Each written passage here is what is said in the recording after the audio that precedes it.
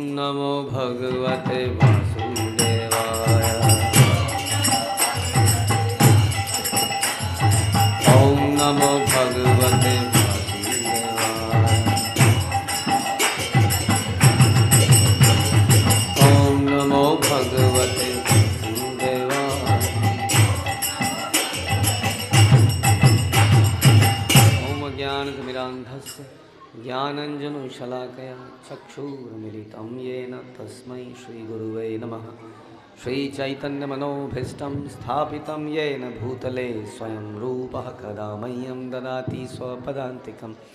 वन्देऽहं श्रीगुरौ श्रीयुतापदकमलं श्रीगुरुन् वैष्णवांश्च श्रीरूपं साग्रजातं सहगण रघुनाथान्वितं तं सजीवं साद्वैतं सावधूतं परिजनसहितं कृष्णचैतन्यदेवं श्रीराधाकृष्णपादान् सहगण ललिता श्रीविशाखान्वितांश्च। हे कृष्ण करुणा सिंधु दीनबंधु जगत्पते गोपेश गोपिकाकांत राधाकांत नमस्तुते। तप्त कांचन गौरांगी राधे वृंदावनेश्वरी वृषभानुसुते देवी नमामि हरिप्रिये। वाञ्छाकल्पतरुभ्यश्च कृपा सिन्धुभ्येव च पतितानां पावनेभ्यो वैष्णवेभ्यो नमो नमः। जय श्री कृष्ण चैतन्य प्रभु नित्यानंद श्री अद्वैत गदाधर शिवासादि गौर भक्तवृंद। हरे कृष्णा कृष्णा कृष्णा हरे हरे, हरे राम राम राम हरे हरे। नमो विष्णुपादाय कृष्णप्रेष्ठाय भूतले श्रीमते भक्तिवेदांत स्वामिन्निति नामिने। नमस्ते सारस्वते देवे गौरवाणी प्रचारिणे निर्विशेष शून्यवादी पाश्चात्य देशतारिणे। हरे कृष्ण। श्रीमद् भागवतम कैंटो 7 अध्याय 15 सभ्य मनुष्यों के लिए उपदेश, यानी कि होपफुली हम सब के लिए उपदेश। सभ्य मनुष्य क्या होता है, उसको क्या करना चाहिए, कौन सभ्य मनुष्य बनने के लायक है, क्या केवल कास्ट बनाने से व्यक्ति सभ्य हो जाता है, क्या केवल ब्राह्मण बनने से व्यक्ति ब्राह्मण बन जाता है, या आर्य अपने आप को कहलाने से वो वास्तविकता में आर्य बन जाता है। तो इसमें नारद मुनि युधिष्ठिर महाराज को प्रवचन देंगे। ये हमारे प्राचीन वैदिक सभ्यता का इतिहास रहा है कि जितने भी बड़े बड़े राज ऋषि हुए हैं, राजाओं के अंदर भी ऋषि हुए हैं। ऐसा नहीं है ऋषि केवल जंगलों में होते थे, पहाड़ों में होते थे। राज ऋषि, देव ऋषि, हाँ देव ऋषि नारद, राज ऋषि युधिष्ठिर, परीक्षित महाराज। तो ये ऐसे राजा हुए जिन्होंने ऋषि की पदवी पाई। क्यों पाई? क्योंकि इन्होंने अपना जीवन, अपना राज्यकाल जो भी चलाया वो ब्राह्मणों के नेतृत्व में चलाया। और नारद मुनि से बड़ा कौन ब्राह्मण है, वास्तव में भक्त है। तो नारद मुनि बड़े सारे चैप्टर्स में यहाँ युधिष्ठिर महाराज को समझा रहे हैं कि कैसे कैसे हर वर्णाश्रम को होना चाहिए।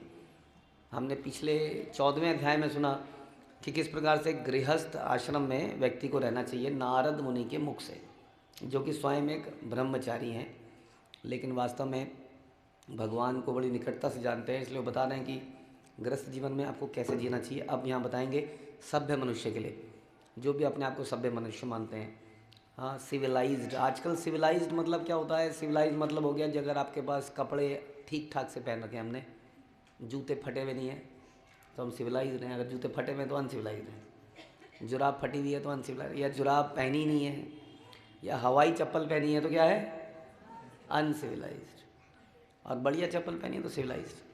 इसलिए लोग कई बार ऐसे लोगों को से अट्रैक्ट हो जाते हैं जो बड़े एरिस्टोक्रेटिक हैं, बड़ा अच्छे से कपड़ा पहना है, अच्छी पढ़ाई लिखाई करी है भौतिकता के मेजर्स के हिसाब से।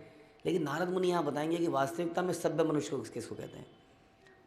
वेस्टर्न वर्ल्ड को सभ्य सिविलाइज्ड सोसाइटी माना जाता है। जब शिला प्रभुपाद वहाँ पर गए तो उन्होंने एक पोएम लिखी। उस पोएम को यदि हम पढ़ते हैं तो वो लिखते हैं कि इनके अंदर कोई कल्चर नहीं है, इनके अंदर कोई सिविलाइजेशन नहीं है। हे भगवान, मैं यार क्या बोलूँगा, ये मेरे को समझ पाएंगे? इनकी समझ ही नहीं है समझने की। प्रभुपाद अपनी प्रेयर में बोलते हैं इस बात को। जबकि आजकल या पहले भी हमेशा से western culture is the most civilise culture, ऐसा माना जाता है। हाँ, तो वास्तविकता में कौन सिविलाइज्ड है, अब हम इस चैप्टर में सुनेंगे नारद मुनि के मुख से। श्री नारद उवाच, नारद मुनि क्या कहते हैं पहले श्लोक में। नारद मुनि ने कहा कि हे राजन, कुछ ब्राह्मण सकाम कर्मों में अत्यधिक आसक्त रहते हैं, कुछ तपस्या में, कुछ वैदिक साहित्य का अध्ययन करने में, कुछ ज्ञान का अनुशीलन करते हैं, कुछ विभिन्न योगों का अनुशीलन करते हैं, विशेषतः भक्ति योग का उपदेश करते हैं। अलग अलग लोग अलग अलग प्रकार के कार्य कर रहे हैं, है ना, इस समाज में भी। और आजकल तो क्या बोले, आजकल तो एक्चुअली ब्राह्मण के कुछ लक्षण बताए गए हैं। क्षमा दमा तपा शौचम, आपने सुना होगा। शांतिम मार्जमेव च, ज्ञान विज्ञान आस्तिक्यम ब्रह्म कर्म स्वभावजम। ये एक ब्राह्मण के ये कर्म होने चाहिए कि उसके अंदर शांति, सहनशीलता, है ना, क्षमा दमा यानी कि इंद्रियों पे संयम, तपह यानी कि तपस्या, शौचम यानी कि पवित्रता,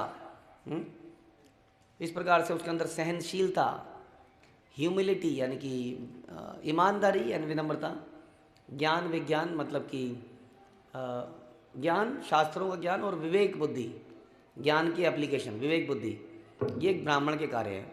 प्लस हम ये उनका नेचर है। उसके कार्य क्या हैं, उसके कार्य हैं पठा पठन यजा याजन दान प्रतिक्रिया, ये उसके कार्य हैं। यानी कि गुण और कार्य, गुण और कर्म। गुण मैंने बताए पहले और फिर कर्म बताए। तो कर्म में क्या है कि वो शास्त्र को पढ़ता है, दूसरों को पढ़ाता है, दान करता है, दूसरों से दान कराता है, नाम लेता है, दूसरों से नाम, भगवान का नाम लेवाता है।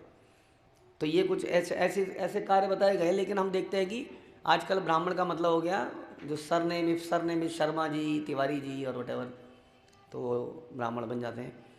तो यहाँ पर तो वो स्थिति भी नहीं है कि ब्राह्मण के अलग अलग कार्यों में से कोई काम चल रहा हो। तो अलग अलग प्रकार के लोग अलग अलग तरह के कार्य कर रहे हैं। उसके बाद बताते हैं कि जो व्यक्ति अपने पितरों या स्वयं की मुक्ति का इच्छुक हो, उसे चाहिए कि वह ऐसे ब्राह्मण को दान दे जो निर्विशेष अद्वैतवाद में निष्ठा रखता हो। उसे उच्च ब्राह्मण के अभाव में सकाम कर्मों में अनुरक्त ब्राह्मण को दान दिया जाए। उच्च ब्राह्मण के अभाव में यानी कि ब्राह्मण भी उच्च भी हो सकता है, ब्राह्मण निम्न भी हो सकता है। इस श्लोक से पता चलता है उच्च ब्राह्मण और सकाम कर्मों में लगा ब्राह्मण, कर्मकांड। सकाम कर्मों में लगा ब्राह्मण कौन होता है, जो अलग अलग प्रकार की पूजा विधियां करता है ताकि घर में कुछ शनिचर ना आए या कुछ समस्या टल जाए, किसी की आयु बढ़ जाए, आयु बला को टाल तू समथिंग, तो वो सकाम कर्मी ब्राह्मण माने जाते हैं। अगर कोई शुद्ध ब्राह्मण नहीं है तो सकाम कर्मियों को दान दे दो, लेकिन शुद्ध ब्राह्मण के अभाव में। तो शुद्ध ब्राह्मण कौन होता है, जो हमने अभी चर्चा करी थी इससे पहले, जो कि इस पूरे चैप्टर में भी हम कुछ समझने का प्रयास करेंगे। और शुद्ध ब्राह्मण के लक्षण भगवान कई बार बताते हैं, जिसका मुख्य कार्य है जो ब्रह्म में रमण करे वो ब्राह्मण है, जो भगवान को जानता हो और भगवान की भक्ति में निरंतर रहता हो और दूसरों को भगवान की भक्ति में लगाता हो, वही वास्तव में ब्राह्मण है।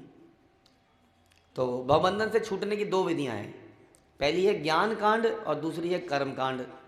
ज्ञान कांड तथा कर्म कांड, और दूसरी है उपासना कांड। वैष्णव कभी भी ब्रह्म में लीन नहीं होना चाहता, वो भगवान का दास बनना चाहता है। तो जैसा कि हम लोग आजकल, हाँ, ये बड़ा प्रचलित है कि हम भी अगर भगवान का सेवा करेंगे तो हम भी एक दिन क्या बन जाएंगे, भगवान बन जाएंगे। ये बड़ा तेज़ी से फैल रहा है, ये भ्रम लोगों में फैलाया जा रहा है कि तुम भी भगवान बन सकते हो। शंकराचार्य ने मुख्य तौर पर इसी का प्रचार किया, इसी मायावाद का। तो ये एक रास्ता है। लेकिन वैष्णव इसको कभी नहीं चाहता, क्योंकि वैष्णव अपने आप को हमेशा भगवान का नित्य दास समझता है। जो नित्य दास होता है वो भगवान, जैसे कि कोई नौकर है, क्या वो भगवान की सीट पे बैठ जाएगा या अपने मालिक की सीट पे बैठेगा। एक कंपनी के अंदर एक पियोन है, पियोन माना पियोन नहीं है, कोई ऑफिसर भी है, वो अपने बॉस की सीट पे नहीं बैठेगा कभी, है ना। तो अपने आप को निम्न समझता है तो बॉस की सीट पर नहीं बैठेगा। घर के अंदर कोई पिताजी की कुर्सी है, उस पिताजी की कुर्सी में बच्चा जब तक छोटा है तब तक कुछ भी करेगा, लेकिन उसको समझ में आएगा ये पिताजी की कुर्सी है, आउट ऑफ रिस्पेक्ट, है ना। अपने आप को हम छोटा मानते हैं, दीन मानते हैं, दैट इज़ अ कल्चर, जो कल्चर अब एनीवे नहीं रहा है। बट इसलिए हम लोग कभी भी भगवान में लीन नहीं होना चाहते हैं, क्योंकि हम भगवान के बराबर की स्थिति प्राप्त नहीं करना चाहते हैं, कि ना ही कर सकते हैं। वो अपने आप को भगवान का नित्य दास मानता है। जैसा कि आप लोग हमेशा जानते हैं, हम सब लोग, जैसे हनुमान जी, हनुमान जी राम जी की तरह सिंहासन में बैठते हैं? कहाँ बैठते हैं हनुमान जी? देखा आपने? घुटने पे। घुटने पे क्यों बैठते हैं? क्योंकि कभी भी खड़ा होना पड़ सकता है सेवा के लिए। तो ये है दास की स्थिति। हाँ, किंतु जिन भक्तों का लक्ष्य भगवान की साक्षात संगति करना है, उन्हें कर्म कांड या ज्ञान कांड के कार्यों को स्वीकार करने की कोई इच्छा नहीं रहती, क्योंकि शुद्ध भक्त इन सबके ऊपर है। यानी कि शुद्ध भक्त नहीं चाहता कि कोई कर्म कांड कराया जाए, ये आई बला को टाल तू, ये बला टल जाए, वो बला टल जाए, क्योंकि उसकी अन्य अभिलाषिता शून्यम, उसकी कोई और अभिलाषा रह ही नहीं जाती है। शुद्ध भक्ति में ज्ञान या कर्म का लेश मात्र भी मिश्रण नहीं है। फलस्वरूप जब वैष्णव जन दान वितरण करते हैं तो वो ज्ञान कांडी या कर्म कांडी ब्राह्मण को नहीं ढूंढता। अधिकतर संसार में जो दान दिया जा रहा है वो किसी ऐसे ब्राह्मण को दे दिया जाता है। दान देने का पर्पस समझना चाहिए। दान देने का क्या पर्पस है? दान देने का पर्पस केवल ये नहीं है कि मेरी बला टल जाए, ऐसे सर पे घुमाए और इसकी बला इसके सर, ये पर्पस नहीं है। दान देने का पर्पस होना चाहिए, जैसे कि पुराने ज़माने में दान देते थे मंदिरों के निर्माण के लिए। कैसे मंदिरों के निर्माण के लिए? जहाँ पर लोगों को धार्मिकता का पाठ पढ़ाया जाए। ऐसे मंदिरों के नहीं जिसमें कि, जैसे कि आप शॉपिंग मॉल में जाते हैं, मल्टी स्टोर शॉपिंग मॉल। हाँ, मल्टी स्टोर में क्या है, अगर आपको लेवाइस की पसंद आ गई तो ठीक है जी, तो पेंटलून पता नहीं अब तो बंद हो गया शायद, नहीं तो शॉपर स्टॉप, हाँ टाटा का कुछ आएगा शोरूम, कोई ना कोई कहीं ना कहीं पसंद आ ही जाएगा। उसी तरह से हम लोग मंदिरों में जाते हैं, कोई ना कोई भगवान तो पसंद आ ही जाएगा हमारे मतलब वाला, इधर दिस और दिस और दिस और दिस, और कोई ना कोई तो कृपा कर ही देगा। ऐसे करते हुए चलो। हाँ, इसको भक्ति नहीं कहते हैं वास्तव में। समझते हैं? भक्ति मतलब होता है शरणागति, सरेंडर। जैसे कि एक पत्नी का एक पति के प्रति होता है। अब पत्नी जो है, पत्नी बनने से पहले स्वयंवर में जाती है तो कई सारे व्यक्तियों के आगे से निकल के किसी एक का चयन कर सकती है। अब बोलो जी, वो कहे जी मैंने 100 स्वयंवर किए थे तब तक मेरी शादी हुई, अब मुझे आदत पड़ गई है, अब मुझे हर हफ्ते ऐसे घूमने की आदत हो गई है शादी करने के बाद भी। तो पतिदेव क्या कहेंगे उनको? हाँ, पति कहेंगे अपने पिताजी के पास चले जाओ, अपना स्वयंवर फिर से करा लो। क्योंकि वंस मैरिड उसको एक व्यक्ति से कमिटेड होना पड़ता है। इसको भक्ति सरेंडर कह सकते हैं, लेकिन ये किसी इंसान की भक्ति है, उसी प्रकार से भगवान की भक्ति है। भगवान की भक्ति मौका, अपॉर्चुनिस्ट के हिसाब से नहीं हो सकती, मौके के अनुसार, कि जैसा समय आ रहा हो उसके अनुसार। यदि कांग्रेस जीत रही है तो कांग्रेस की जाए, यदि बीजेपी जीत रही है तो बीजेपी की जाए। अभी नेताजी इसमें आ गए, अब नेताजी ने दल बदल के नेताजी इसमें आ गए। जो पार्टी का ज़्यादा रुझान चल रहा हो उस तरफ हो लो। हाँ, अभी जरा जोर चल रहा है, अभी कांवड़ का समय है तो जय भोले शंकर, उसके बाद जय गणपति बापा मोरिया या वटेवर। हाँ, इस प्रकार से कई बार हम लोग इसको वास्तविक भक्ति नहीं कहते हैं, ये हमारे अच्छे विचार हैं बस। एक आम आदमी से बेहतर है जो भगवान और देवताओं की तरफ देखता भी नहीं है आजकल के लोग, उससे बेहतर है कि वो इन देवताओं को मानता है। लेकिन भक्ति शब्द बहुत ही गहरा है वास्तव में। शरणागति शब्द बहुत ही गहरा है। शरणागति में भगवान कहते हैं कि मामेकम शरणम व्रज, कि आपको मेरी शरण में आना पड़ेगा। हाँ, इस प्रकार कि वो मानता है कि केवल मेरे रक्षक, मेरे पालक केवल एक ही है। जैसे कहता है मैं मोरे तो गिरधर गोपाल, दूसरा ना कोई, लाइक दैट। तो इस प्रकार से जो व्यक्ति दान भी देना चाहता है वो इसी प्रोसेस को आगे बढ़ाने के लिए, क्योंकि हम सब के अल्टीमेटली अहम बीज प्रदापिता, कृष्ण से इन भगवत गीता कि सर्व योनि तू कौनतेया, कि सर्वी योनियों का मैं, I am the seed giving father, मैं वो बीज देने वाला पिता हूँ हम सब के ही। ऐसे नहीं है कि आपकी मान्यता अलग हो सकती है, मेरी मान्यता अलग हो सकती है। हाँ, मैं भी, मुझे अपने पिताजी अच्छे लगे, कई बच्चे ऐसे होते हैं उन्हें पिताजी की बनती नहीं है पिताजी से, कई बच्चों की बनती है, लेकिन फिर भी वो पिताजी तो दोनों के ही बने रहते हैं। उसी प्रकार से भगवान हम सबके ही भगवान बने रहेंगे, हम उनको भगवान माने या उनको स्वीकार करें या ना करें। उसी लिए हम लोग ऐसे ब्राह्मणों को, ऐसी जगहों को दान देते हैं जो इस पर्पस को आगे बढ़ाए, ऐसे ब्राह्मणों को ढूंढते हैं। तो इसका एक उदाहरण दे रहे हैं यहाँ पर। अद्वैत आचार्य एक बहुत बड़े भगवान के एक तरह का सदाशिव के अवतार भी थे, पंच तत्वों में से एक थे। उनके घर में उनके पिताजी का श्राद्ध था, और पिताजी के श्राद्ध के लिए किसी ब्राह्मण को घर में बुलाया जाता है खिलाने के लिए। हाँ, तो उन्होंने किसको चुना? उन्होंने चुना हरिदास ठाकुर को। हरिदास ठाकुर जात से एक मुस्लिम थे, लेकिन वो दिन में 192 माला करते थे एक दिन में, यानी कि 3 लाख नाम लेते थे भगवान के। 3 लाख नाम। अगर हम 64 माला करते हैं तो 1 लाख नाम बनते हैं। हम 16 माला करते हैं तो सोच लिए लगभग 25,000 नाम हम लेते हैं। यदि हम 16 माला करते हैं तो सोच लीजिए अब 16 माला कितनी बार करनी पड़ेगी कि हाँ कि वो 192 हो जाए। इतना वो नाम जपते थे हरे कृष्ण महामंत्र का। तो ऐसे व्यक्ति को अद्वैत आचार्य ने सोचा ये वास्तव में ब्राह्मण है, चाहे वो जात से क्या ना हो, मुस्लिम ही क्यों ना हो, ये वास्तविक ब्राह्मण है। तो ये इसका एग्जाम्पल है। इसलिए उन्होंने उनको बुलाया, उनको प्रसाद दिया अपने पिताजी के श्राद्ध में और अपने श्राद्ध में, और उनको दान दिया। अतएव दान तो उच्च कोटि के अध्यात्मवादी भक्त को ही देना चाहिए। समझ में आया?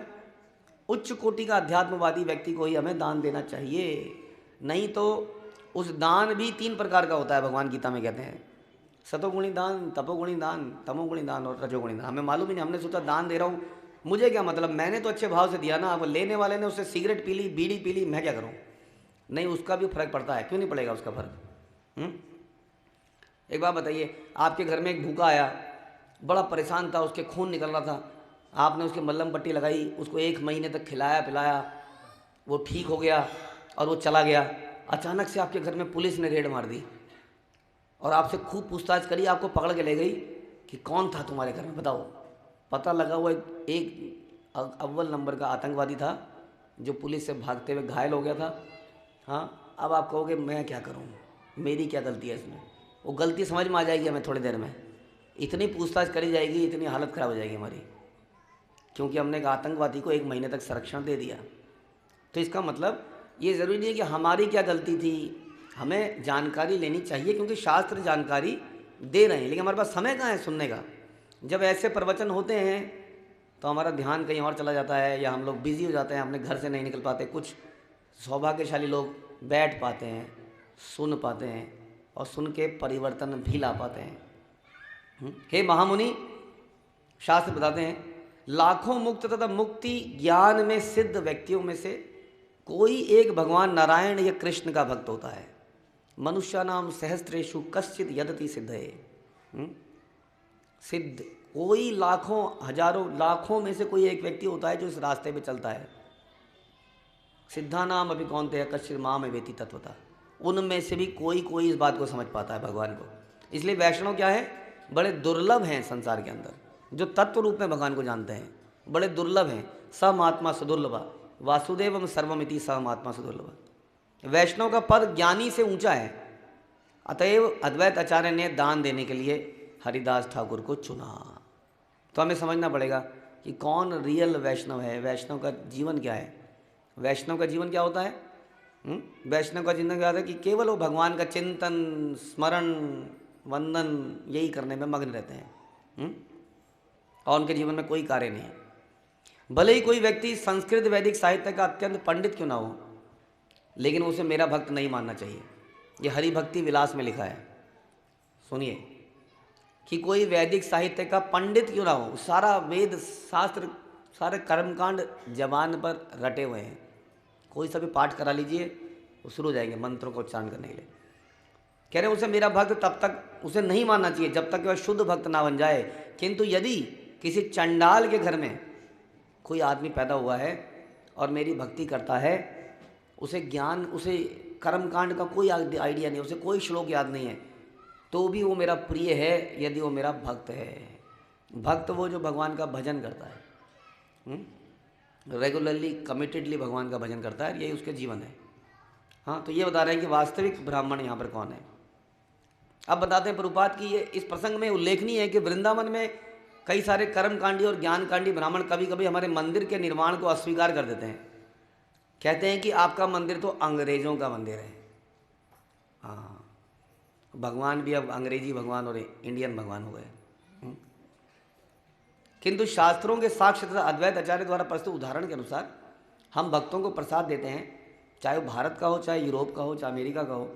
यह शास्त्र का निष्कर्ष है कि तमाम ज्ञानकांडी कर्मकांडी ब्राह्मणों को खिलाने की अपेक्षा इट इज़ बेटर कि किसी ब्राह्मण को, शुद्ध वैष्णव को खिलाया जाए। भगवत गीता भी कहती है, सुनिए 9.30, अपि चेत सुदाचारो भजते माम अनन्य भाक साधुरेव समंतव्य समगव्य वसितो ही सा। कोई चाहे कितना ही गर्हित कर्म क्यों ना करे, यदि वह भक्ति में लगा है तो साधु माना जाता है, क्योंकि वह सम्यक रीति से स्थित रहता है। इसलिए कोई फर्क नहीं पड़ता कि कोई ब्राह्मण के यहाँ पैदा हुआ है या किसी नॉन ब्राह्मण के यहाँ पैदा हुआ है, यदि वो कृष्ण भक्ति में लगा है। तो ये महत्वपूर्ण सूचना नारद मुनि ने युधिष्ठिर महाराज को दी, क्योंकि कई बार हम देखते हैं कि आदमी की कास्ट क्या है, परिवार कैसा है, अगेन कपड़े कैसे हैं, पढ़ा लिखा कितना है, तब हम उसके वैल्यू मानना चाहते हैं। जबकि वैष्णव लोग जनरली बड़े सरल होते हैं, आपको उनको देख के समझ ही नहीं आएगा कि वो इतने ऐसे भी हो सकते हैं। तो हमसे कहीं वैष्णव अपराध हो जाता है। इसलिए नारद मुनि कहते हैं कि मनुष्य को चाहिए कि देवताओं को आहुति देते समय केवल 2 ब्राह्मणों को और पितरों को आहुति देते समय 3 ब्राह्मणों को आमंत्रित करे कम से कम, अथवा इन दोनों में से केवल एक ब्राह्मण भी काफ़ी है। लेकिन ब्राह्मण शुद्ध ब्राह्मण हो, व्यक्ति शुद्ध हो, क्योंकि भगवान गीता में या भगवान अलग अलग शास्त्रों में कहते हैं कि यदि आप मुझे खिलाते हो तो उससे ज़्यादा मुझे प्रिय लगता है जब मेरे वैष्णवों को, मेरे भक्तों को खिलाते हो, उनके मुख से मैं जल्दी प्राप्त करता हूँ। इसलिए आपने 7, 5, 11 ब्राह्मण बिठा दिए, लेकिन वो केवल नाम के ब्राह्मण थे। उससे बेटर है कि किसी एक वैष्णव को वहाँ पर बुलाया जाए, उसकी मदद करी जाए, क्योंकि उसका कार्य भगवान के ज्ञान को बांटना है। ब्राह्मण का मुख्य कार्य क्या है? भगवान के ज्ञान को बांटना है। इसलिए भगवान कहते हैं कि या इदम परमम गुह्यम मद भक्तेशो विद्यासिद्धि। और उसके बाद बोलते हैं कि उससे प्रिय मुझे कोई व्यक्ति संसार में नहीं है। किससे? जो मेरे इस ज्ञान का को बांटता है, उससे प्रिय। यानी कि इसलिए कहते हैं कि वैष्णव से प्रिय भगवान को कोई नहीं, क्योंकि वो निरंतर प्रचार कार्य में लगे रहते हैं। उनका मुख्य कार्य यही है कि वो हमेशा क्या करते हैं? प्रचार कार्य में लगे रहते हैं। इसलिए भगवान उनसे सबसे प्रिय हैं, और उनकी मदद करने वालों के भगवान अपने आप प्रिय हो जाते हैं। इसलिए शिल प्रभुपाद की मदद जिस जिस व्यक्ति ने करी या कर रहा है, वो भगवान का प्रिय बड़ी आसानी से बन सकता है। हम लोग कितनी मेहनत करेंगे भगवान का प्रिय बनने के लिए? हम लोग हो सकता है हम भी 192 माला करेंगे, हम निर्जल एकादशी रखेंगे, हम कार्तिक के 4 महीने में खाएंगे पिएंगे नहीं। इससे भगवान को हम इतने जल्दी प्रिय नहीं पसंद कर पाएंगे। इससे बेहतर यदि हम शिल प्रभुपाद की मदद कर दें किसी भी प्रकार उनके मिशन में, तो भगवान हमसे अपने आप प्रसन्न हो जाएंगे, क्योंकि वो भगवान के प्रिय भक्त हैं। अन्य प्रियतरो भविता न चमे तस्मात् अन्य प्रियतरो भुवि। उससे कहते हैं कि इससे प्रिय कोई फ्यूचर में भी नहीं होगा मेरे को। सबसे प्रिय भगवान के भक्त जो भगवान का प्रचार करता है। तो इसलिए कह रहे हैं चाहे वो एक भी व्यक्ति हो, कोई कितना ही ऐश्वर्यवान क्यों ना हो, उसे अधिक ब्राह्मणों को आमंत्रित करने का प्रयास नहीं करना चाहिए। कोई ऐसी खर्चीली व्यवस्था करने की आवश्यकता नहीं है। बहुत बड़ा हम लोग कई बार पंडाल लगा देते हैं कई जगहों पर, हाँ, बड़े बड़े आयोजन कर देते हैं, बड़े बड़े यज्ञ समारोह कर रहे होते हैं, उसमें कई सारे पैसा लग जाता है। लेकिन हम इस बात पे जोर कभी नहीं देते कि क्या वो लोग वास्तव में ब्राह्मण कहलाने लायक हैं या नहीं हैं। ये क्वेश्चन है। इसलिए हमारा सारा प्रोसेस, प्रयास विफल हो जाता है कि नहीं? एक कल्चर बन चुका है ऐसा कि बुला लीजिए, किसी को भी बुला लीजिए, जैसे, या ऐसा बहुत सारे कल्चर हिंदुस्तान में कर्म कांड बन ही जाते हैं। जैसा कि प्रभुपाद कह रहे हैं, जैसा कि हम पहले बता चुके हैं, अद्वैत आचार्य ने हरिदास ठाकुर को आमंत्रित किया और उन्होंने इस सिद्धांत को स्थापित किया कि किस प्रकार से कोई भी व्यक्ति हो, यदि वो भगवान का भक्त है तो उसको रिस्पेक्ट देना ज़्यादा ज़रूरी है। तो जो हम बड़ा बड़ा धन कई बार व्यय कर देते हैं ऐसे कर्मकांडों में, उससे बेहतर है आप क्या कीजिए, पुस्तक भगवत गीता को बंटवाइए, उसमें हाँ प्रसाद बंटवाइए, ब्राह्मणों के माध्यम से, वैष्णवों के माध्यम से, दैट इज़ बेटर, है ना। भगवान ने गीता में ही बोला ना, जो इस ज्ञान को बांटता है। अब आप कहोगे प्रभु जी हमें तो प्रवचन देना आता नहीं है, हम कैसे करेंगे? तो कई तरीके हैं, जिसको प्रवचन देना आता है उसकी मदद कर सकते हैं। दूसरा, आप खुद इस भगवत गीता को बांट सकते हैं। आपको बोलना नहीं आता, लेकिन इस पुस्तक को बोलना आता है। इस पुस्तक ने करोड़ों लोगों की ज़िंदगी बदल ली है। यदि आप इस पुस्तक को बांटेंगे तो आपने भी प्रवचन दे दिया एक प्रकार का, दूसरों को बांट दिया। ये हम सब कर सकते हैं वास्तव में। हाँ, और पुस्तक भी कौन सी हो? पुस्तक भी वो हो जो एक शुद्ध वैष्णव द्वारा उसके हाथों से निकली है। ऑल्दो भगवत गीता तो भगवत गीता ही है, लेकिन उसी भगवत गीता को हर किसी ने अपने अपने हिसाब से तोड़ा मरोड़ा है, अपने व्याख्याएं करी हैं। हर व्यक्ति की अपनी सोच है, उसके अनुसार उसने व्याख्या करी है। लेकिन हमें एक शुद्ध भक्त की व्याख्या देखनी चाहिए। कैसे पता चलेगा एक शुद्ध भक्त की व्याख्या क्या है? उस गीता को पढ़ कर आपके जीवन में कुछ परिवर्तन आना चाहिए। और ये हम एक प्रकार का एक चैलेंज ले सकते हैं कि यदि आप भगवत गीता यथारूप, Bhagavad Gita as it is को पढ़े, आप देखेंगे कि आपके जीवन में परिवर्तन आएगा ही आएगा। ऐसा हो ही नहीं सकता कि परिवर्तन आए। यही इस बात का एक लक्षण है कि वही शुद्ध भक्ति द्वारा लिखी गई पुस्तक है। फिर नारद मुनि कहते हैं, यदि कोई श्राद्ध कर्म के समय अनेक ब्राह्मणों संबंधियों को भोजन कराने की व्यवस्था करता है, तो काल, देश, श्राद्ध, पदार्थ, पात्र, पूजन की विधियों में त्रुटियां होंगी। सुना आपने? हमें लगता है कि घर के किसी बड़े बूढ़े से पूछ लेंगे, वो उससे पूछ लेंगे। कई बार बड़े बूढ़ों की लड़ाई जाती है आपस में। हमारे नाना जी और दादाजी लड़ाई कर रहे हैं, नहीं नहीं हमारे यहाँ तो ऐसा होता है, नहीं नहीं तुम्हारे यहाँ गलत होता है, हमारे यहाँ तो ऐसा होता है। फिर बीच में नानियाँ, मामियाँ, बुआएँ, नहीं नहीं, कई लोग ज़्यादा जानते हैं घर के रीति रिवाजों को। कहते नहीं नहीं ये सही है, वो कहते नहीं नहीं ये सही है। हाँ, वो कहते नहीं चुटिया इधर से होगी, नहीं हल्दी गाल पे लगेगी, नहीं हल्दी पीठ पे लगेगी ना। हल्दी लगाने में भी कितने तरीके हैं शादी में, कितने हैं। वो कहते यहाँ यहाँ यहाँ यहाँ, वो कहेगा नहीं नहीं ऐसे नहीं ऐसे। तो कई बार कोई एग्रेसिव व्यक्ति होता है परिवार का, उसकी चलती है अल्टीमेटली, है ना। हमारे यहाँ तो इन्हीं की चलती है जी। तो यहाँ पर नारद मुनि बता रहे हैं कि यदि आप कुछ भी करेंगे, हाँ, संबंधियों को भोजन कराएंगे, ब्राह्मणों को कराएंगे, तो उसमें कोई ना कोई त्रुटि अवश्य होगी, क्योंकि सब ने अपने अपने मत बना लिए हैं। हम देखते ही कि हम शादी ब्याह के फंक्शन में कितना बढ़िया कैटरर करते हैं, अपनी जान को हम मार के लोन लेके अपनी शादी कराते हैं किसी की, और फिर भी किसी चीज़ में थोड़ा सा नमक कम हो जाता है, मीठा थोड़ा ज़्यादा हो जाता है, थोड़ी चीज़ कोई, और उसके बाद में सारे रिश्तेदार खा पी के कोने में बैठ के कोई ना कोई त्रुटि निकाल रहे होते हैं।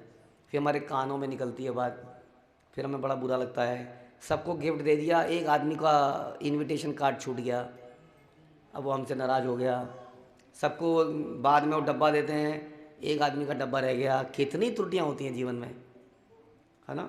ब्राह्मणों के केस में कितनी त्रुटियां हो जाती हैं, होती है कि नहीं। वो एक अगेन राजा नृग की कहानी, जिसने एक गाय को एक ब्राह्मण को दिया। अब लाखों गायें थी वहाँ, समझ लो पूरे ग्राउंड में गायें हैं। अब ब्राह्मण आ रहे हैं, दान दिए जा रहा है। अब गलती से क्या हुआ, गाय घूम रही हैं, एक गाय 2 बार दान में दे दी।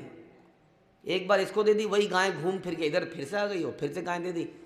उस चक्कर में ब्राह्मण लोग नाराज हो गए, उनका झगड़ा हो गया, उन्होंने राजा को श्राप दे डाला और राजा छिपकली बन गया अगले जन्म में। अब बताइए, इसलिए कहते हैं बड़ा खतरनाक है। अब जैसे वृंदावन वासी है, वृंदावन वासियों ने इंद्र की पूजा करी, हाँ सालों साल पूजा करी, 1 साल नहीं करी, बस भगवान कृष्ण ने कुछ समझा दिया, मति फेर दी। तो उसके बाद क्या, जिसकी आपने इतने सालों तक पूजा करी, एक बार आप पूजा नहीं करोगे तो क्या आप उसको समाप्त कर दोगे? ऐसा होता है देवताओं की पूजा में, या ऐसे तथाकथित ब्राह्मणों की पूजा में, उनके दान में। क्योंकि उनके अंदर क्या नहीं होती है, शांति मार्ज में वचा, उनके अंदर सहनशीलता नहीं है, क्षमा दमा तपा शौचम नहीं है उनके अंदर। वो नाम के ब्राह्मण हैं, इसलिए वो आपको श्राप दे देंगे, कुछ गलतियां निकालेंगे, कुछ बोलेंगे। लेकिन वैष्णव क्या होता है, वैष्णव हमेशा क्षमा करना जानता है, हाँ हमेशा क्षमा करता है। इसलिए वैष्णव के पास हम जाते नहीं हैं, क्योंकि वो देखने में उतने कई बार सरल होते हैं। तो इसलिए बता रहे हैं कि तुम कईयों को बुलाओगे, भोजन की व्यवस्था करोगे, देश काल में उसमें कोई ना कोई त्रुटि जरूर हो ही जाएगी। तो यहाँ प्रभुपाद कह रहे हैं कि हम लोग 3 समय पर, संतान के जन्म पर, विवाह के समय पर और श्राद्ध के समय पर बहुत खर्चा करते हैं। हम लोग सभी लोग खर्चा करते हैं।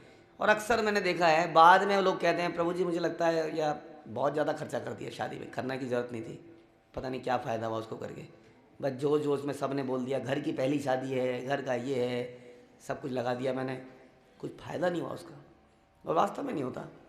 हाँ सही बात है। हम इतने लोगों को देखिए, शादी ब्याह एक तो खाने पीने के लिए रह गया बस। अगर घर में कोई शादी है तो जो आ रहे हैं, जो कर रहे हैं, वो एक ही पर्पज़ है उसका, खाना, और एक और हो गया आजकल पीना, खाना और पीना, पानी पीना नहीं कुछ और, ये पर्पज़ रह गया। दे वेट कि किसके घर में पार्टी होगी, अब किसके घर में पार्टी है। अब पहले ये शादी जो विवाह है या नामकरण है या श्राद्ध है, ये बड़े प्योर करने वाले एक तरह के यज्ञ हैं, कार्य हैं। इसका पर्पज़ है, इसका पर्पज़ आशीर्वाद लेना है, हाँ, भगवान को प्रसन्न करना है, ताकि वो ऑल ऑस्पिशियसनेस वहाँ पर डालें, भगवान का नाम लिया जाए, हाँ, भगवान का मंदिर हो।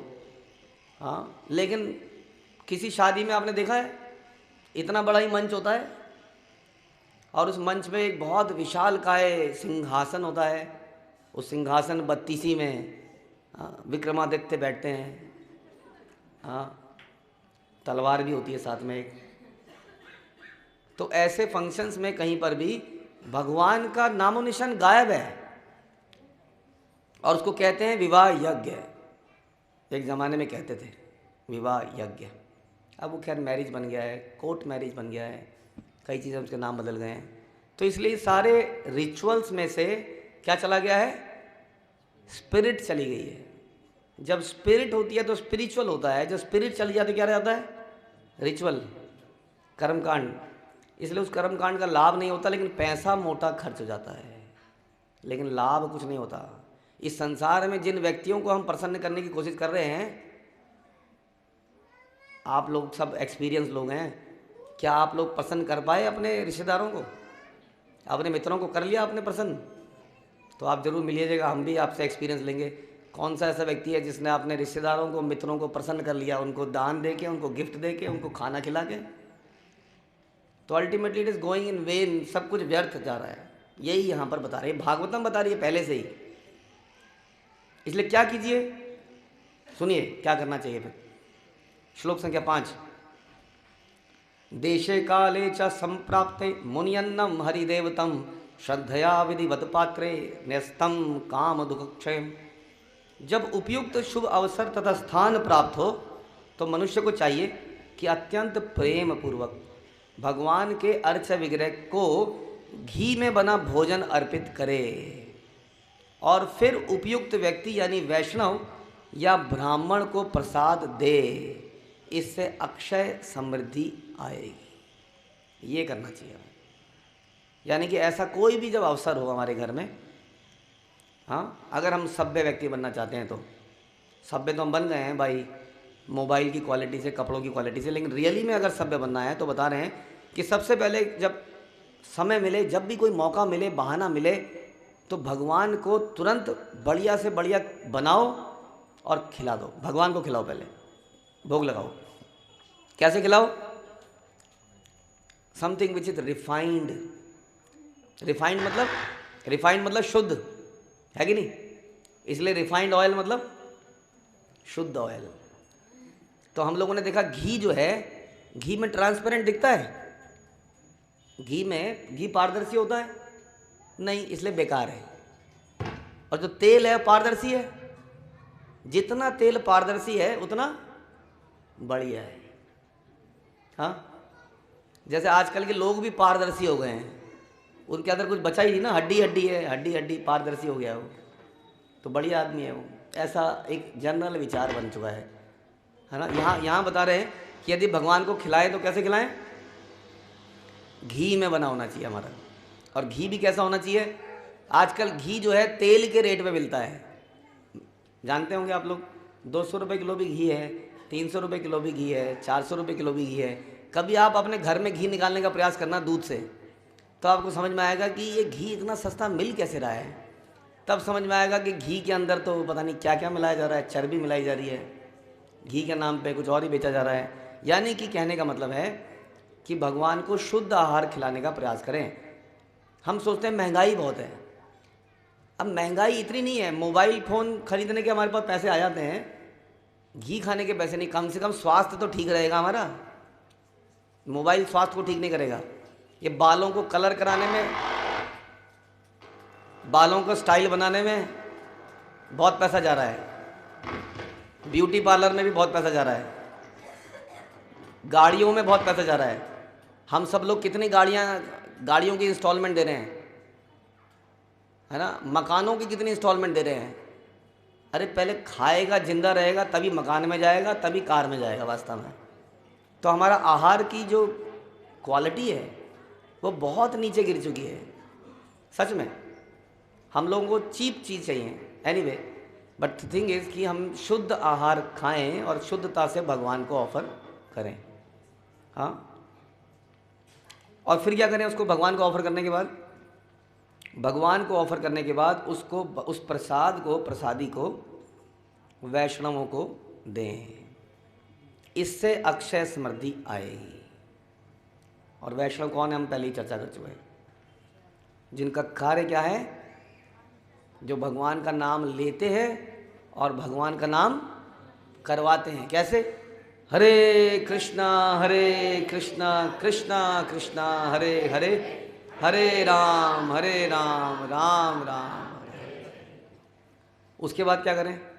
ये हमने दोनों काम कर दिए। पहले शुद्धता से बनाया, अच्छी क्वालिटी का, भगवान को ऑफर किया, फिर वैष्णव को खिलाया। मनुष्य को चाहिए कि देवताओं को, साधु पुरुषों को, पितरों को, लोगों को, अपने पारिवारिक सदस्यों को, मित्रों को भगवान के भक्तों के रूप में देखते हुए प्रसाद प्रदान करें। अब जो है पारिवारिक लोगों को क्या करें, ये प्रसाद सबको बांट दें।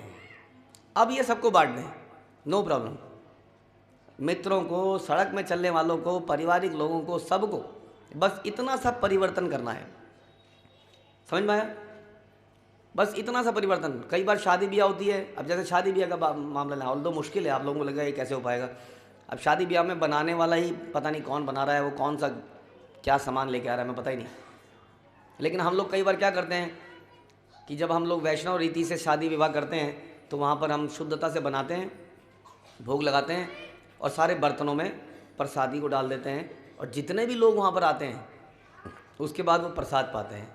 ये परम कल्याण का कार्य है, संसार में एक परिवर्तन ला देगा ये। क्योंकि आप सब जानते हैं, जैसा खाए अन्न वैसा होए मन। ये खाना बड़ा इम्पोर्टेंट है हमारे लिए। हम सब जानते हैं कलयुग में तो खाने में ज़्यादा ही जोर है, लेकिन हम लोग इसकी शुद्धता के ऊपर ज़्यादा फोकस नहीं कर रहे हैं। शुद्धता दो प्रकार से होती है, एक तो उसके बनाने में हाइजीन कितना है, ये तो एक फैक्टर है।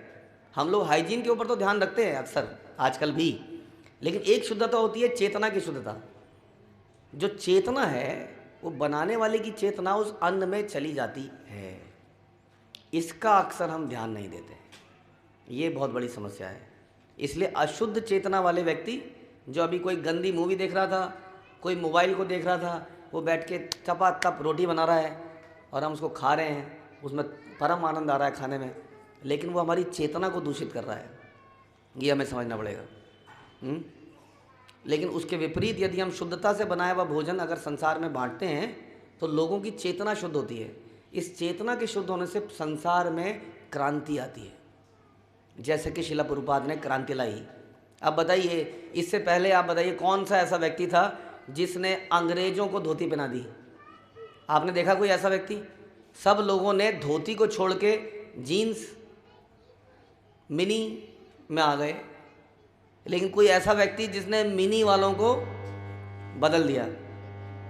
ये बिल्कुल बढ़िया चल रहा है, इसको छेड़ाखानी नहीं करेंगे तो बढ़िया चलेगा एकदम।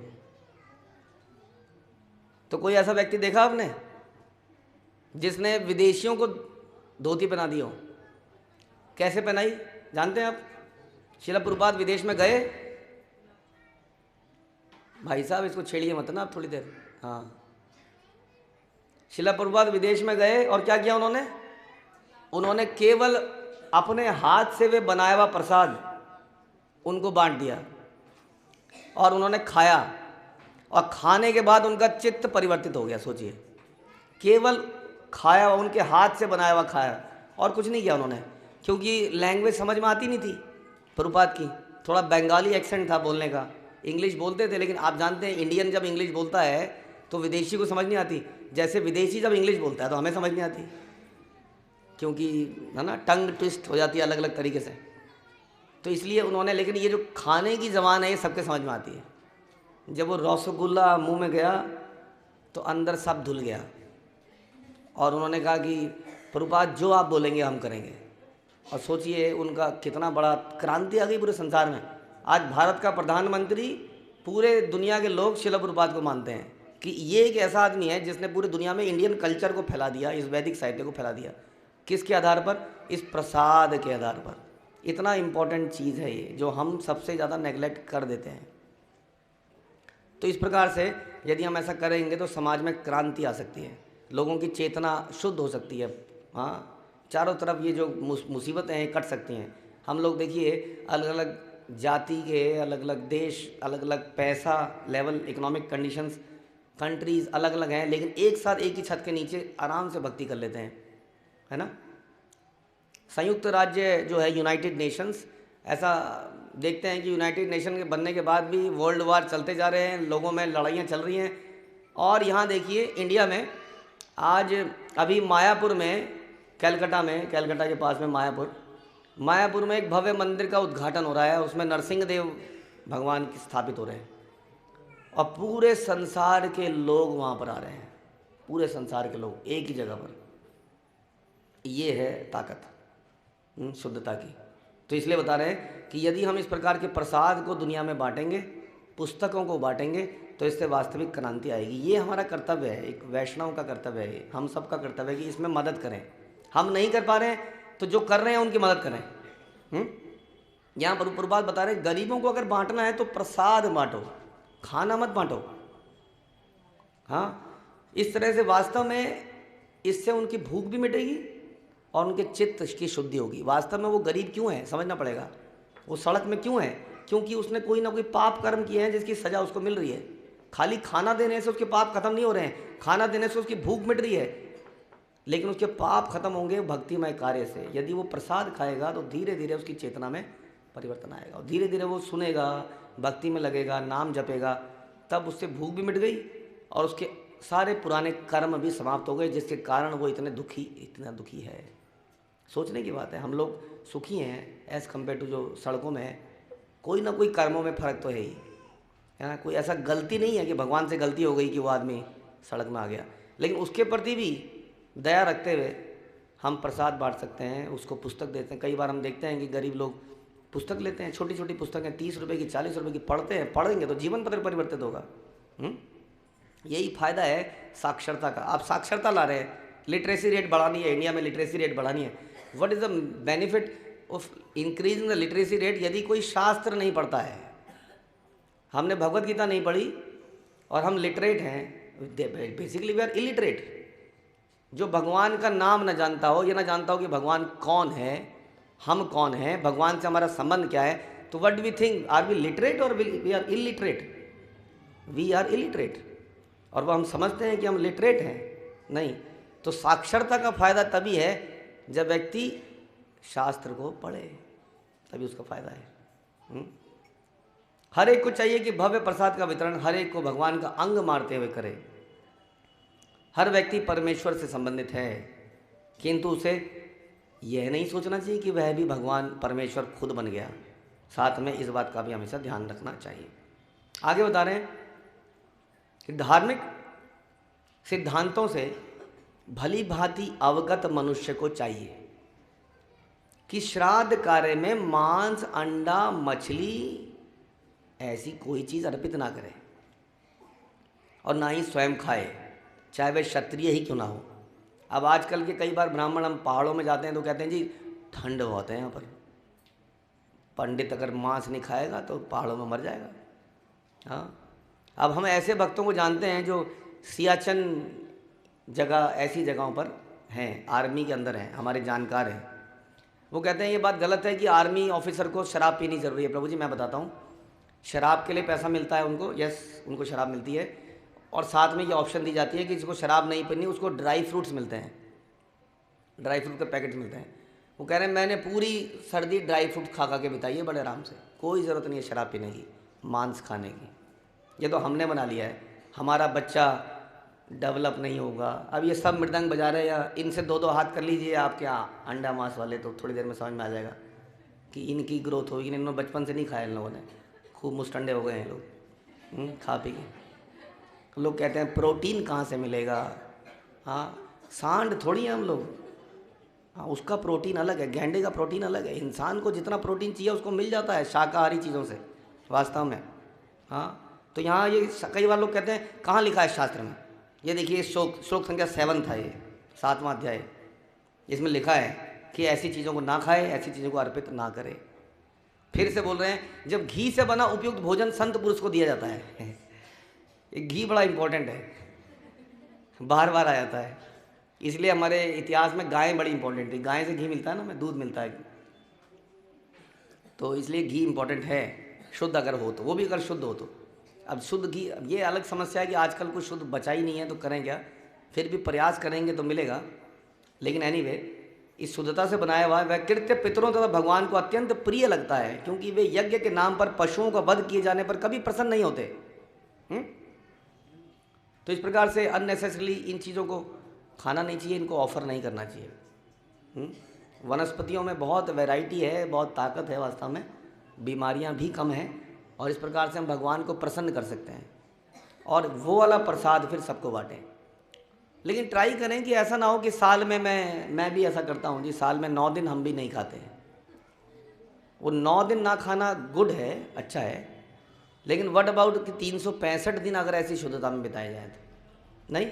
माना देवी माँ के भी कोई पुजारी है, तो देवी माँ खुश नहीं होगी, केवल 9 दिन नहीं खाता है, बाकी दिन खाता है। अगर बाकी दिन ना खाए तो मुश्किल है, आई नो, लेकिन धीरे धीरे भक्तों के संग में यदि हम रहेंगे तो आप देखेंगे बहुत आसान है, संग में रहना पड़ेगा। प्रॉब्लम क्या है कि चारों तरफ ऐसा कल्चर बन चुका है कि खाना बड़ा मुश्किल हो चुका है। बट अगर आप हमसे मिले तो हम ऐसे कई सारे प्रयास वास्तव में कर रहे हैं। आज की डेट में मसालों में भी पता है आपको, मालूम है जितने भी मसाले हैं, आधे से ज़्यादा मसालों में आप ध्यान से अगर छोटा छोटा पढ़ेंगे तो उसमें लिखा होता है अनियन, गार्लिक।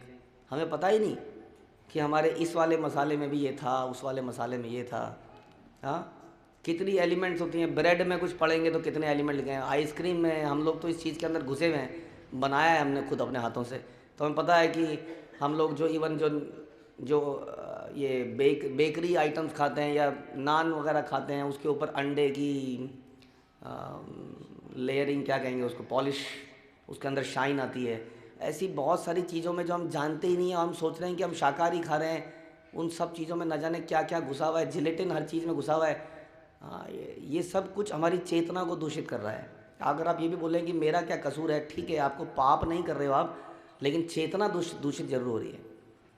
हाँ इसलिए थोड़ा सा टाइम इस चीज़ों पे देना चाहिए। हम बहुत सारी चीज़ों में बहुत सारा, हम न्यूज़पेपर पढ़ने में बहुत सारा टाइम दे रहे हैं, इस ज्ञान लेने में बहुत सारा टाइम दे रहे हैं। थोड़ा टाइम अगर शास्त्र को पढ़ेंगे सुनेंगे तो थोड़ा सा एफर्ट डालने की ज़रूरत है। भक्तों की कृपा से भक्त लोगों ने मिलकर ऐसी ऐसी चीज़ें शुरू कर रहे हैं कि खुद ही अपने हाथों से हम लोग कई सारी चीज़ें बना रहे हैं, घी बना रहे हैं, तेल बना रहे हैं, मसाले बना रहे हैं, बेकरी आइटम्स बना रहे हैं। हम लोग खुद ये शुरुआत कर रहे हैं और बड़े स्केल पर भक्तों ने इसको शुरू कर दिया है, ताकि आहार अच्छा हो, भगवान को अच्छा अर्पित हो सके, उस अर्पित होकर हम उसको प्राप्त कर सकें, समाज में उसको बांट सकें। इससे भगवान भी प्रसन्न हो रहे हैं, इससे लोगों का स्वास्थ्य अच्छा हो रहा है, इससे लोगों की चेतना अच्छी हो रही है। लेकिन थोड़ा सा एफर्ट्स हम सबका चाहिए। Anyway we are doing lot of things. हम 1-1 घंटे की ट्रैवलिंग करके किसी रेस्टोरेंट में जा ही रहे हैं, हम हज़ारों रुपया खर्च कर ही रहे हैं। हाँ थोड़ा सा इधर अवेयरनेस के साथ अगर इस तरफ करेंगे तो इससे वास्तविकता में लाभ मिलेगा, जो कि बहुत दूरगामी इसका फ़ायदा होगा। या फिर से बता रहे हैं, देखिए जो लोग श्रेष्ठ धर्म में प्रगति करना चाहते हैं, श्लोक संख्या 8, उन्हें सलाह दी जाती है कि वे अन्य जीवों के शरीर, वाणी, मन संबंधी सारी ईर्ष्या छोड़ दे। इससे बढ़कर कोई धर्म नहीं है। बाकी जानवरों से, बाकी पेड़ पौधे, इनसे ईर्ष्या ना करो। इसको काटो, इसको मारो, इसको खाओ।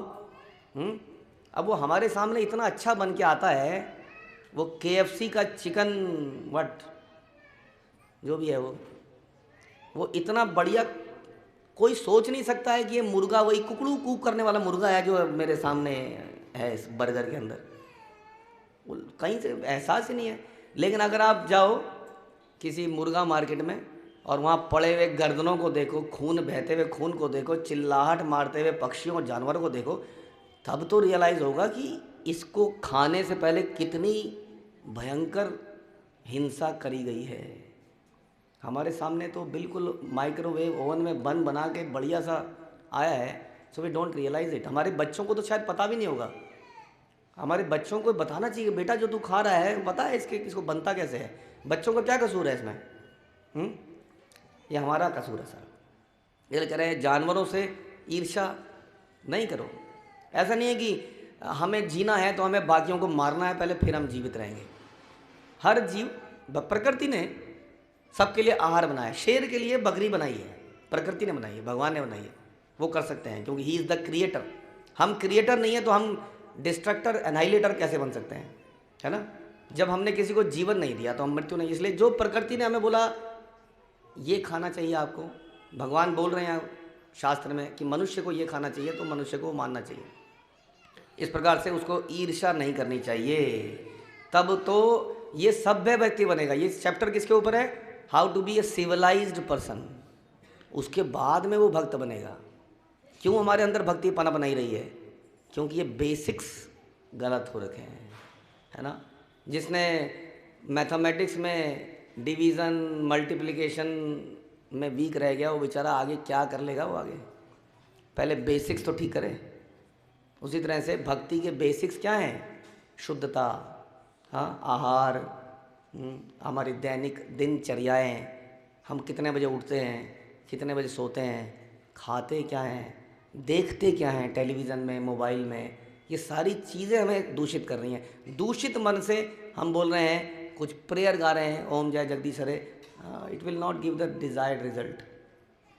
कहते हैं ना, garbage in and garbage out. जब अंदर गंदगी जा रही है तो बाहर शुद्धता कैसे आएगी? इसलिए पहले हम सबको बेसिक्स पे काम करना है, जो इस चैप्टर के अंदर बताया गया है। Try to improve our eating habits, sleeping habits, all this things, तब जाके हम भक्ति वास्तव में कर पाएंगे। ये बड़ा इंपॉर्टेंट ज्ञान नारद मुनि यहाँ पर युधिष्ठिर महाराज को दे रहे हैं, जो हमारे लिए बड़ा प्रैक्टिकल है। तो यहीं समाप्त करते हैं। हरे कृष्ण। श्रील प्रभुपाद की, ग्रंथराज श्रीमद् भागवतम की। तो अभी आपके सामने एक नाटिका प्रस्तुत करी जाएगी।